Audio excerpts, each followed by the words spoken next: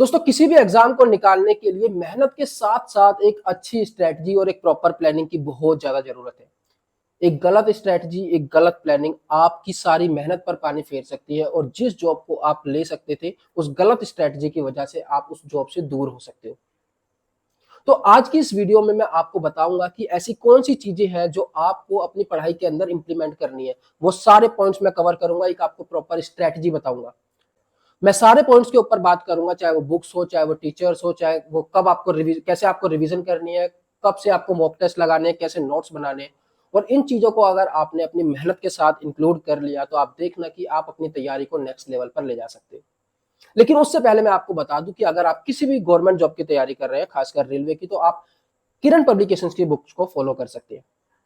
Maths, reasoning, GK, GS तीनों books आपको मिल जाएंगी, नीचे मैं डिस्क्रिप्शन में लिंक दे दूंगा। अगर मैं मैथ्स की बात करूं तो मैथ्स की बुक जो आपको भी स्क्रीन के ऊपर दिखाई दे रही है, ये बुक आपको 2018 से 2023 तक के सारे रेलवे के एग्जाम, चाहे वो एनटीपीसी हो, चाहे वो ग्रुप डी हो, चाहे वो एएलपी और टेक्नीशियन हो, आरपीएफ हो, सारे एग्जाम्स के क्वेश्चंस आपको यहाँ पे शिफ्ट वाइज मिल जाएंगे। तो आप पिछले 5-6 साल के क्वेश्चंस यहाँ से प्रैक्टिस कर सकते हो। और आप बिल्कुल बिगिनर हो, मतलब बिल्कुल स्क्रैच से चीजें सीख रहे हो, आपको हर बेसिक क्वेश्चन को भी सॉल्व करना है, तो आप इस वाली बुक को ले सकते हो। इसके अंदर आपको 7800 से ज्यादा क्वेश्चंस मिल जाएंगे जो 1996 से आज तक आए हुए हैं, टीसीएस के सारे क्वेश्चंस।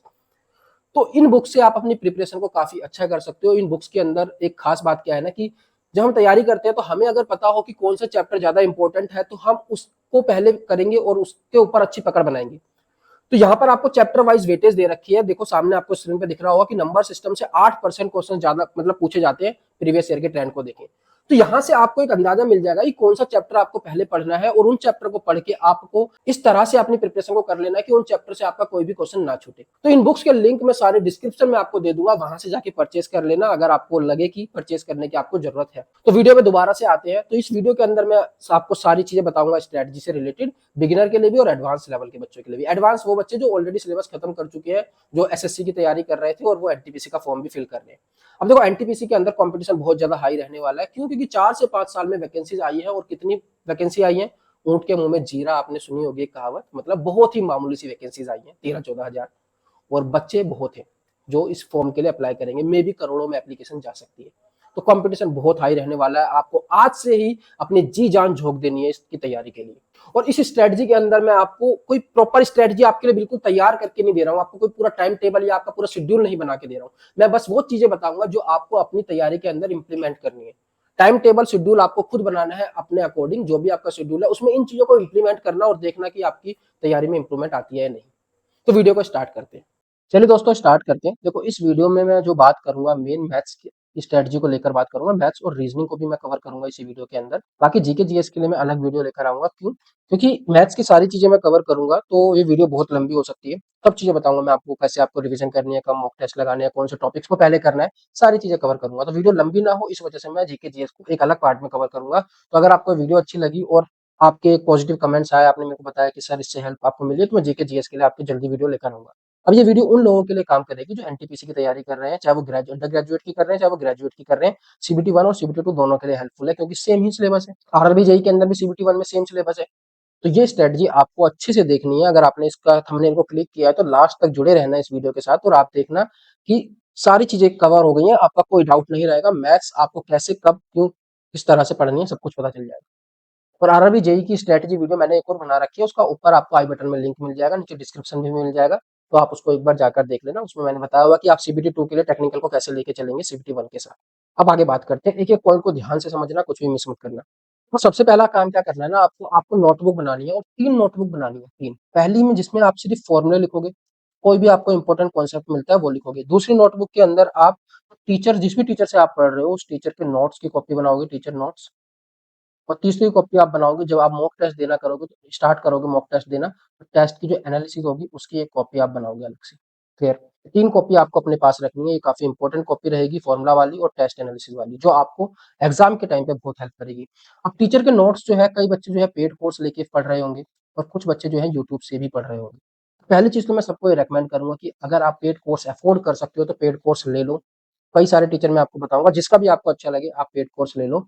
बहुत मामूली फीस होती है, ज्यादा नहीं होती है। अगर कर सकते हो अफोर्ड तो कर लो, क्योंकि एक ही बार मैथ्स का आपको सिलेबस एक बार कंप्लीट करना है, और उसी के बेस पे आप एसएससी के एग्जाम भी दे सकते हो और रेलवे के भी सारे एग्जाम दे सकते हो और निकाल भी सकते हो, क्योंकि कोई सिलेबस अलग नहीं होता। ये कोचिंग सेंटर वाले आपको कभी नहीं बताएंगे, वो हर एग्जाम के लिए अलग कोर्स आपको बेचेंगे। लेकिन आप विश्वास मानो कि अगर आपने एमटीएस के लिए मैथ्स का कोर्स लेकर पढ़ाई की है ना, उसके बेस पे आप सीजीएल का पेपर भी निकाल सकते हो। और जिस दिन आप ये चीज समझ गए तो आप मैथ्स अच्छे से कर लोगे। क्लियर? तो आप चाहे पेड कोर्स से पढ़ रहे हो, चाहे यूट्यूब से पढ़ रहे हो, तो आपको टीचर के नोट्स प्रॉपर बनाने हैं। जो भी क्वेश्चन वो करा रहे हैं, जो भी कॉन्सेप्ट वो करा रहे हैं, उसको अच्छे से लिखना है। और जो भी फॉर्मूला आपको मिल रहा है उसको यहाँ से इसके अंदर जरूर लिखना है, फॉर्मूला बुक में। टेस्ट एनालिसिस से भी यहाँ पर जरूर लिखना है उस फॉर्मूले को, क्योंकि लास्ट में फॉर्मूला बुक आपको काफी हेल्प आएगी और इस फॉर्म करेगी। और ये फॉर्मूला बुक आपको बहुत जल्दी जल्दी रिवाइज भी करनी है। ठीक है? तो जितनी छोटी इस बुक को रखोगे आप, उतना बेटर आपके लिए रहेगा, जितनी नोटबुक की छोटी आपकी रहेगी। क्लियर? उसके बाद बात करते हैं हम सिलेबस की। सिलेबस का क्या है कि आपको सिलेबस से बिल्कुल भी बाहर नहीं जाना है, चाहे आप मैथ्स पढ़ रहे हो, चाहे रीजनिंग, चाहे जीके जीएस। ऐसा नहीं होना चाहिए कि किसी एक सब्जेक्ट में इंटरेस्ट आ रहा है तो आप उसका बहुत डीप एनालिसिस कर रहे हो, बहुत सिलेबस से बाहर चले गए और पढ़ते जा रहे हो। ऐसा नहीं करना है। आपको सिलेबस को अपनी वॉल के ऊपर पेस्ट कर लेना है, या फिर आपको नोटबुक के अंदर नोट कर लेना। और कोई भी टॉपिक करने से पहले उस सिलेबस को देखना देखना है एक बार कि सिलेबस में है या नहीं। सिलेबस बस से बाहर बिल्कुल भी नहीं जाना है।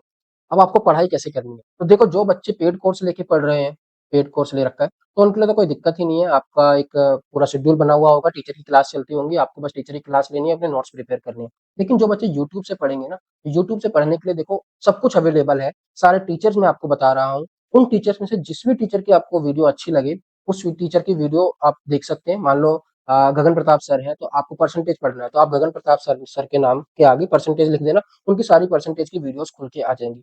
आप उन वीडियोस को देख सकते हो। और यकीन मानो कि ऐसी कोई भी चीज नहीं है जो यूट्यूब पे अवेलेबल नहीं है। पर ये है कि जब आप मान लो परसेंटेज का चैप्टर कर रहे हो, तो वहाँ पे बहुत सारी वीडियोस खुल जाए, 24-25 वीडियोस खुल जाए। तो आपको सारी वीडियोस नहीं देखनी है, क्योंकि हर एक टॉपिक की अगर आप 24-25 वीडियोस देखोगे तो बहुत टाइम आपका खराब होगा। आपको सिर्फ 10 से 12 वीडियोस यहाँ पर देखनी है। उनसे ही आपका जो बेसिक है, जो आपका कॉन्सेप्ट है, वो क्लियर हो जाएंगे। और उसके बाद आपको प्रीवियस ईयर की प्रैक्टिस करनी है ज्यादा से ज्यादा। आपकी इतनी अंडरस्टैंडिंग बन जाएगी उस चैप्टर की कि प्रीवियस ईयर के क्वेश्चंस होने लग जाएंगे। और जो क्वेश्चंस नहीं होंगे, वो उनका सॉल्यूशन देखकर आप समझ जाओगे। जरूरी नहीं है कि आपको सारी की सारी वीडियोस ही करनी है, 10-12 वीडियोस करनी है हर चैप्टर की। प्रॉफिट एंड लॉस की कर ली, उसके बाद परसेंटेज की कर ली, 10-10, 12-12 वीडियो। कोई भी टीचर ले सकते हो आप। मैं सारे टीचर आपको यहाँ पे दिखाऊंगा। देखो, ये इतने सारे टीचर्स हैं, सारे अच्छे टीचर्स हैं। मैं आपको रेकमेंड करूंगा एक टीचर, उसको आप देखना, वीडियो से लास्ट तक जुड़े रहो।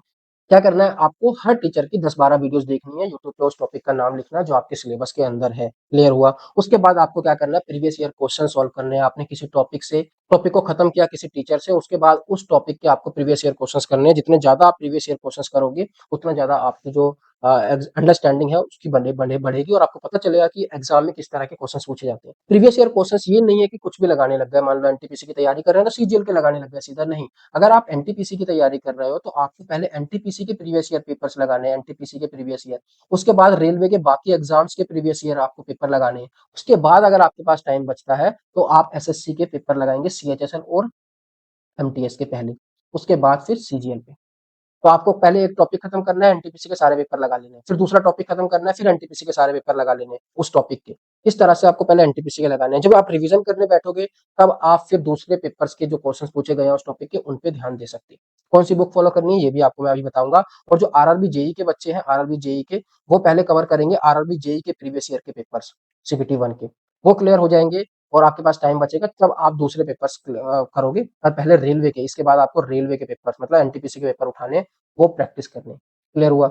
नेक्स्ट चीज जो आती है वो आती है कि चैप्टर वाइज और टाइप वाइज। ये मोस्टली बिगिनर्स के लिए, बिगिनर्स को इस तरह से करनी चाहिए, चैप्टर वाइज या टाइप वाइज क्वेश्चंस को सॉल्व करना चाहिए। यहाँ पे स्पेलिंग गलत हो गई, आर यहाँ पे आएगा। ठीक है? तो क्या करना है आपको इसके लिए? देखो, टाइप वाइज को तो छोड़ दो, टाइप वाइज इतना इंपॉर्टेंट नहीं है। आपको चैप्टर वाइज देखना है। आपको चैप्टर वाइज वेटेज देखनी है पहले कि कौन से चैप्टर इंपॉर्टेंट है, उनको पहले करना है। और उसके लिए भी क्या करना है ना, देखो टाइप वाइज में क्या होता है कि बच्चे यही कंफ्यूज है कि सर इतने सारे टाइप है, इतने सारे टाइप के अंदर इतने सारे सारे क्वेश्चंस हैं, तो आपको सारे क्वेश्चंस नहीं करने। आपको क्या करना है? मान लो 5 तरह के टाइप है किसी चैप्टर के अंदर। मान लो आप परसेंटेज कर रहे हो, परसेंटेज के अंदर आपके टाइप 1, 2, 3, 4, 5। इसके अंदर भी आपके मान लो 150 क्वेश्चंस हैं, इसके अंदर आपके 100 क्वेश्चंस हैं, इसके अंदर आपके 125 क्वेश्चंस हैं, इसके अंदर आपके 200 क्वेश्चंस हैं। तो आपको सारे सारे क्वेश्चंस नहीं लगाने। आपने परसेंटेज का चैप्टर किया, उसके बाद जब आप क्वेश्चंस की प्रैक्टिस करोगे, तो टाइप 1 के आपको सिर्फ 50 क्वेश्चंस लगाने हैं, आपको 50 या 75। फिर टाइप 2 के 50 या 75 क्वेश्चंस लगाने हैं। इतने इतने क्वेश्चंस लगाने हैं। और जब दोबारा से रिवीजन करने आओगे तो इन 50 क्वेश्चन के अंदर जो क्वेश्चंस आपसे नहीं हुए होंगे उनको पहले करना है, और फिर 50 से 100 के बीच के क्वेश्चंस लगाने हैं। इस तरह से करना है। ठीक है? एक बार में पूरे पूरे क्वेश्चंस के चक्कर में रहोगे तो सिलेबस कभी खत्म नहीं होगा। परसेंटेज के लिए क्या करा आपने, 150 क्वेश्चन से पहले 50 करेंगे, फिर अगले जो टाइप 2 के 100 क्वेश्चन है उसमें से 50 से 75 करेंगे, इस तरह से आगे बढ़ेंगे। और उसके बाद जब इतने इतने हो जाएंगे दूसरा चैप्टर स्टार्ट करेंगे। जब दोबारा रिवीजन करने इस चैप्टर के आएंगे ना, 3-4 चैप्टर करने के बाद, तब हम ये 50 से आगे क्वेश्चन करेंगे। और उसके लिए भी क्या करेंगे, पहले 50 के अंदर जो इंपॉर्टेंट क्वेश्चन थे उनको करेंगे, और फिर 50 से आगे के क्वेश्चन प्रैक्टिस करेंगे। इस तरह से आपके पास क्वेश्चन इतने हैं प्रैक्टिस करने के लिए, बहुत आपकी कमी कभी नहीं पड़ेगी। और आपको चैप्टर वाइज लेके चलनी है चीजें, चैप्टर वाइज मतलब जिस चैप्टर की ज्यादा वेटेज है उस चैप्टर को पहले कवर करना है। और ये चैप्टर वाइज वेटेज आपको मिल जाएगी, मैं भी प्रोवाइड कर दूंगा, आप मेरे टेलीग्राम चैनल से जुड़ जाना। क्लियर।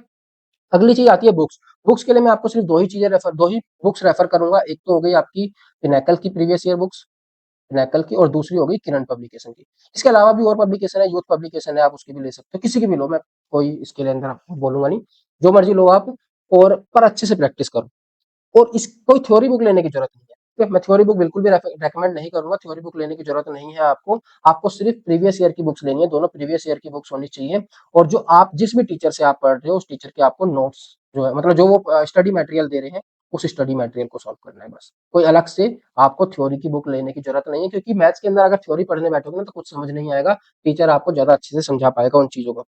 बात आ जाती है टीचर्स की। तो देखो ये सारे के सारे टीचर जो है, ये सारे के सारे धुरंधर टीचर है।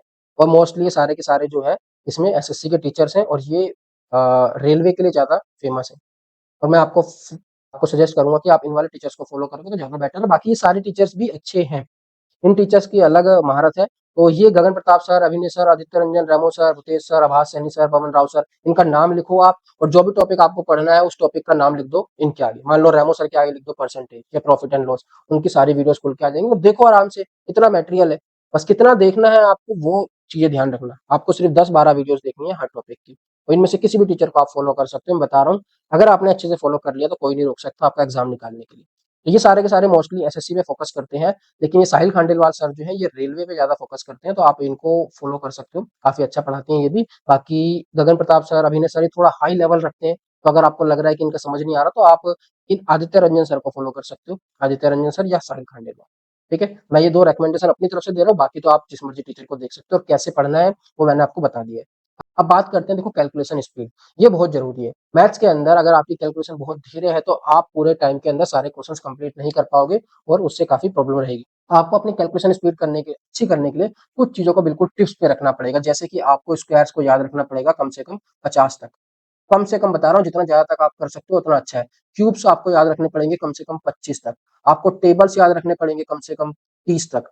आपको ट्रिपलेट्स याद रखने पड़ेंगे। ट्रिपलेट समझते हो क्या होता है? जो पाइथागोरस थ्योरम लगाते हैं ना, इस तरह से, अगर ये 3 है, ये 4 है तो 5 आएगी, तो ट्रिपलेट्स हो गया। 3, 4, 5 का एक ट्रिपलेट हो गया। इसी तरह से हमारा 12, 5 और 13 का एक ट्रिपलेट हो गया। इसी तरह से हमारा 24 और 7 और 25 का एक ट्रिपलेट हो गया। तो इस तरह के ट्रिपलेट आपको याद रखने हैं। आपको परसेंटेज टू फ्रैक्शन वैल्यू याद रखनी है, फ्रैक्शन टू परसेंटेज वैल्यूज याद रखनी है। इस तरह की कुछ चीजें हैं जो आपको याद रखनी है। ये आपको काफी हेल्प करेंगी। चाहे आप इनको स्टार्टिंग में ही एक मतलब एक नोट्स बना लो 3-4 पेज के, उन पे सब चीजें लिख लो, उनको रोज रिवाइज करते रहा करो, याद हो जाएंगी। अपना सिलेबस के साथ में कवर कर सकते हो, पहले याद कर लो फिर सिलेबस स्टार्ट कर दो आप, ठीक है? फिर मॉक टेस्ट आपको कब देना स्टार्ट करना है, तो देखो जो भी टॉपिक आप कंप्लीट कर रहे हो, मान लो आपने टॉपिक कंप्लीट किया time and distance topic complete होते ही आपको इसका क्या करना है, सब्जेक्ट मतलब इस टॉपिक का टेस्ट लगाना है, टॉपिक टेस्ट लगाना है आपको। फुल लेंथ टेस्ट अभी बिल्कुल भी स्टार्ट नहीं करने। जो भी टॉपिक आपका कंप्लीट हो रहा है उसका आपको जो है टॉपिक टेस्ट लगाना है। और टेस्ट के लिए मैं आपको एक ही ऐप सजेस्ट करूंगा, टेस्ट बुक की। आप यहाँ से आप सब्सक्रिप्शन ले लो, आपको सफिशिएंट नंबर ऑफ टेस्ट मिल जाएंगे जो कभी खत्म नहीं होंगे। 1 साल का सब्सक्रिप्शन ले लो, आपको हर तरह से प्रीवियस ईयर की हर सब्जेक्ट की, चाहे एनटीपीसी हो, चाहे वो एएलपी हो, टेक्नीशियन हो, आरआरबी जेई हो, चाहे एसएससी के पेपर हो, सारे टेस्ट मिल जाएंगे, सारे प्रीवियस ईयर मिल जाएंगे। क्वेश्चन प्रैक्टिस आप यहाँ से बहुत कर सकते हो, तो इसको ले लेना, ये बहुत जरूरी है। टॉपिक टेस्ट लगाना है आपको, और जब आपका सिलेबस कंप्लीट हो जाएगा 60 से लेकर के 70% तक, तो आपको फुल लेंथ टेस्ट स्टार्ट कर देने हैं, फुल लेंथ टेस्ट स्टार्ट कर देने। क्लियर हुआ? मेरे अनलर्निंग पाठशाला के टेलीग्राम चैनल से जुड़ जाओ, मैं वहाँ पे बताता रहता हूँ, और मैं बताऊंगा आपको कि कब आपको टेस्ट देने स्टार्ट कर देना चाहिए फुल लेंथ, पेपर की डेट को देखते हुए। तो जरूर वहां से जुड़ जाना। और कोई भी आपका डाउट आता है तो आप मुझसे पर्सनली भी पूछ सकते हो, मैथ्स बाय रवि सर। ये आपको हर कोई नहीं बोलेगा कि आप मुझसे पर्सनली पूछ सकते हो, पर मैं आपको बोल रहा हूँ कि अगर आपको कोई डाउट आ रहा है तो आप इस आईडी पे मैसेज करो, मैं रिप्लाई करूंगा। नीचे कमेंट्स में तो करना ही है, वहां तो मैं करूंगा आपको रिप्लाई, ठीक है? क्लियर। उसके बाद आती है रिवीजन। रिवीजन देखो आपको बहुत जरूरी है। जो मैंने आपसे फॉर्मुला बुक बनवाई है, फॉर्मुला नोटबुक, उसको तो आपको ये मान लो 10 से 15 मिनट रोज देखना ही देखना है फॉर्मूलों को, ताकि वो फॉर्मूले जो है आपके सबकॉन्शियस माइंड में बैठ जाए। और जो दूसरी बुक्स है टीचर के नोट्स की, और जो दूसरी आपकी टेस्ट की जो एनालिसिस की नोटबुक होंगी, इनको भी आपको रिवीजन करते रहना है, वीकली, मंथली। आपका एक शेड्यूल होना चाहिए। आपको डेली रिवीजन क्या करनी है, चीजें जो आपने कल पढ़ा उसको आज एक बार रिवाइज करना है। डेली रिवीजन का शेड्यूल होना चाहिए, आपका वीकली रिवीजन का शेड्यूल होना चाहिए, आपका मंथली रिवीजन का शेड्यूल होना चाहिए। आपको टारगेट्स आपके होने चाहिए कि आपको कितना पढ़ना है, कितना रिवाइज करना है, कितने घंटे में। अगर आप 8 घंटे पढ़ रहे हो तो आपको 1 घंटा जो है रिवीजन पे देना ही देना है। तो इस तरह से आपको अपना शेड्यूल बना के चलना है। ध्यान रखना, फॉर्मूला बुक को जरूर रिवाइज करना है रोज, ताकि फॉर्मूले आपके बिल्कुल माइंड के अंदर जो है बैठ जाए। क्लियर हुआ? फॉर्मूले जितने ज्यादा याद होंगे उतनी ज्यादा आपका कॉन्फिडेंस मैथ्स के ऊपर बनेगा। फिर आती है इंपॉर्टेंट टॉपिक्स की बात। इंपॉर्टेंट टॉपिक्स में मतलब आपको कौन से टॉपिक्स पहले करने हैं।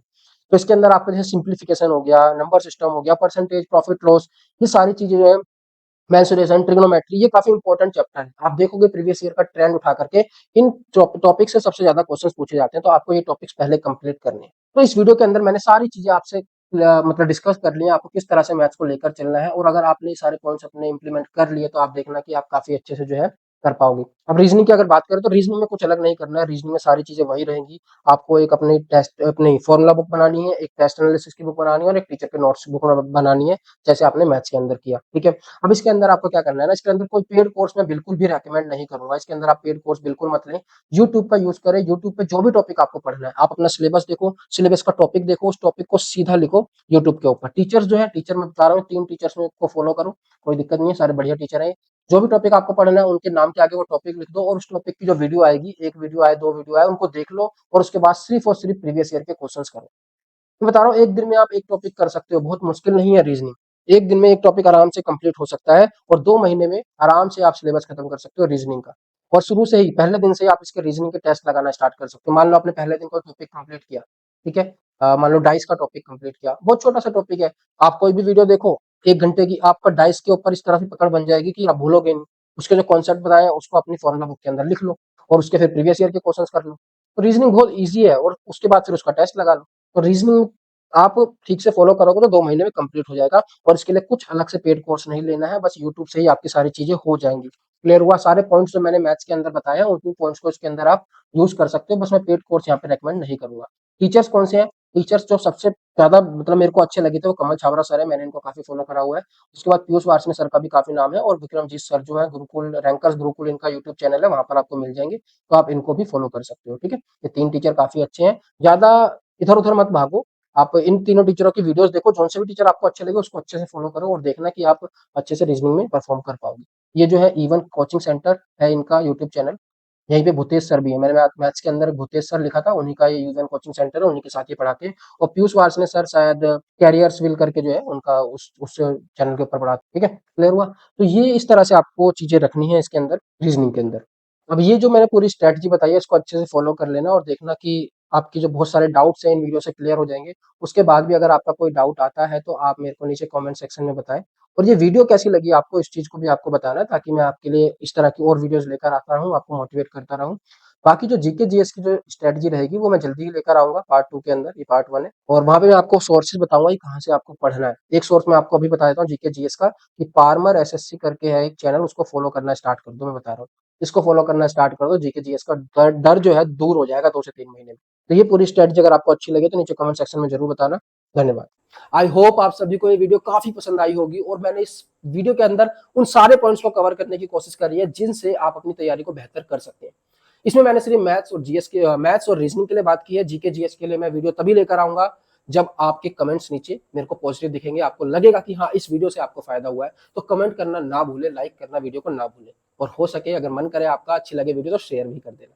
जीके जीएस के अंदर मैं बता रहा हूँ आपको, ऐसे ऐसे सोर्सेज बताऊंगा कि वहां से अगर आपने पढ़ लिया तो आपकी तैयारी काफी अच्छी हो जाएगी। और चैनल से आप जुड़े रहोगे तो मैं इस तरह से गाइड करता रहूंगा आपको, और आपकी जो भी डाउट है मैं पर्सनली उनको सॉल्व करूंगा। आप बस maths by Ravi sir ID है, वहां पर मेरे से कोई भी डाउट पूछेंगे, मैं रिप्लाई करूंगा, लेकिन नीचे कमेंट सेक्शन में भी पूछना है, क्योंकि कुछ रिप्लाई मैं कमेंट सेक्शन में करता हूँ, कुछ मैं वहां पे कर देता हूँ। ठीक है, और आप टेलीग्राम चैनल अनलर्निंग पाठशाला ज्वाइन कर सकते हैं। सारी मैं वहां पे आपको अपडेट्स और बुक्स की पीडीएफ प्रोवाइड करता रहता हूँ। और चलिए मिलते हैं अगले वीडियो में, तब तक के लिए धन्यवाद दोस्तों, जय हिंद।